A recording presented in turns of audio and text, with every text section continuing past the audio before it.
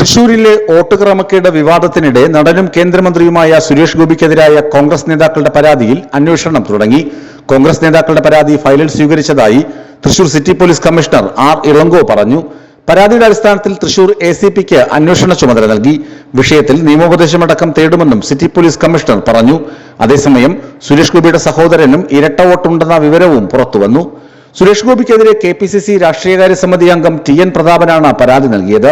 സുരേഷ് ഗോപി 2024 ലോക്സഭാ തെരഞ്ഞെടുപ്പിന് തൊട്ടു മുൻപാണ് 115 നമ്പർ ബൂത്തിൽ ഏറ്റവും അവസാനമായി വോട്ട് ചേർത്തത്.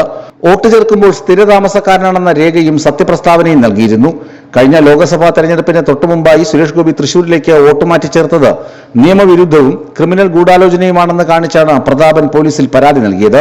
തിരുവനന്തപുരത്ത് സ്ഥിരതാമസക്കാരനായ സുരേഷ് ഗോപി വ്യാജ സത്യപ്രസ്താവന ഉൾപ്പെടെ ബോധിപ്പിച്ച് നിയമവിരുദ്ധ മാർഗത്തിലൂടെയാണ് തൃശൂർ നിയമസഭാ മണ്ഡലത്തിൽ വോട്ട് ചേർത്തതെന്ന് പരാതിയിൽ പറയുന്നു. തൃശൂർ നിയമസഭാ മണ്ഡലത്തിലെ 115 നമ്പർ ബൂത്തിലാണ് വോട്ട് ചേർത്തത്.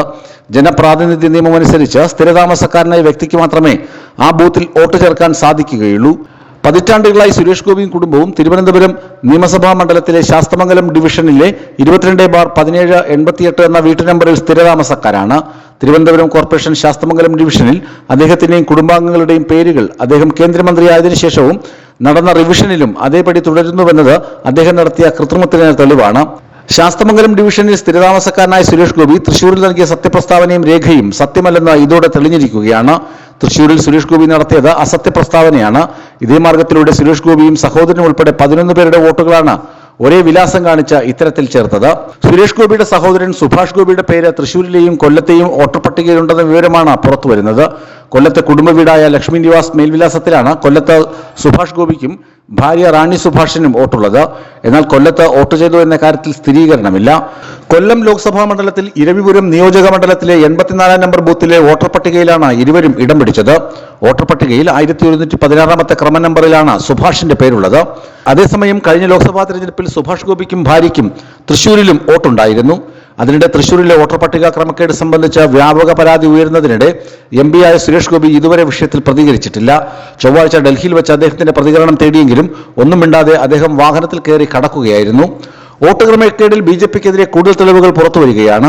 ആലത്തൂർ മണ്ഡലത്തിന്റെ ഭാഗമായ വേലൂർ പഞ്ചായത്തിൽ BJP ടിക്കറ്റിൽ മത്സരിച്ച ഹരിദാസനും സുരേഷ് ഗോപിയുടെ ഡ്രൈവറായിരുന്ന അജയ്കുമാറും പൂങ്കുന്നത്തെ ക്യാപിറ്റൽ വില്ലേജ് ഫ്ളാറ്റിൽ ചേർക്കപ്പെട്ടു എന്നാണ് വിവരം. അതിനിടെ മലപ്പുറം സ്വദേശിയായ BJP സംസ്ഥാന ഉപാധ്യക്ഷൻ V ഉണ്ണികൃഷ്ണൻ തൃശൂരിൽ വോട്ട് ചെയ്തു എന്ന ആരോപണവുമായി കോൺഗ്രസ് നേതാവ് സന്ദീപ് വാര്യർ രംഗത്തെത്തി. 1.5 കൊല്ലമായി തൃശൂരിൽ താമസിച്ച് സംഘടനാ ചുമതല വഹിക്കുന്നത് കൊണ്ടാണ് തൃശൂരിലെ പട്ടികയിൽ വോട്ട് ചേർത്തതെന്ന് ഉണ്ണികൃഷ്ണൻ പ്രതികരിച്ചു. അതിനിടെ സുരേഷ് ഗോപിയുടെ രാജി ആവശ്യപ്പെട്ട് മന്ത്രി V ശിവൻകുട്ടി രംഗത്തെത്തി. 2024 ലോക്സഭാ തെരഞ്ഞെടുപ്പിൽ സംസ്ഥാനത്ത് ഏറ്റവും കൂടുതൽ പുതിയ വോട്ടർമാർ പട്ടികയിൽ ഇടം പിടിച്ചത് തൃശൂരിലാണെന്നും കണക്കുകൾ വ്യക്തമാക്കുന്നു. 1,46,673 വോട്ടർമാരാണ് 2019 കൂടുതലായി തൃശൂരിലെ വോട്ടർ പട്ടികയിൽ ഇടം നേടിയത്. തൃശൂരിൽ കന്നി വോട്ടർമാരായി കഴിഞ്ഞ ലോക്സഭാ തെരഞ്ഞെടുപ്പ് കാലത്ത് പുതുതായി ചേർക്കപ്പെട്ടത് 34,000 വോട്ടുകൾ മാത്രമാണ്. അതിനു മുമ്പ് 2021 നിയമസഭാ തെരഞ്ഞെടുപ്പ് കാലത്തും ഏകദേശം ഇത്രത്തോളം തന്നെ കന്നി വോട്ടർമാർ പട്ടികയിൽ അന്നും ചേർക്കപ്പെട്ടിട്ടുണ്ടെന്നാണ് വിവരം. 2019 2024 സംസ്ഥാനത്ത് ആകെ കൂടിയത് 16,02,172 വോട്ടർമാരാണ്. തൃശൂരിന് പുറമെ വടകര, കോഴിക്കോട്, മലപ്പുറം, പൊന്നാനി മണ്ഡലങ്ങളിലും 1,00,000 മുകളിൽ വോട്ടർമാർ കൂടി. മാവേലിക്കര മണ്ഡലത്തിലാണ് 2024 ഏറ്റവും കുറച്ച് വോട്ടർമാരെ പുതുതായി പട്ടികയിൽ ചേർത്തത്. 2019 31,057 വോട്ടർമാരുടെ വർധന മാത്രമാണ് മാവേലിക്കരയിൽ 2024 ഉണ്ടായത്. ന്യൂസ് ഡെസ്ക് വിസ്മയ ന്യൂസ്.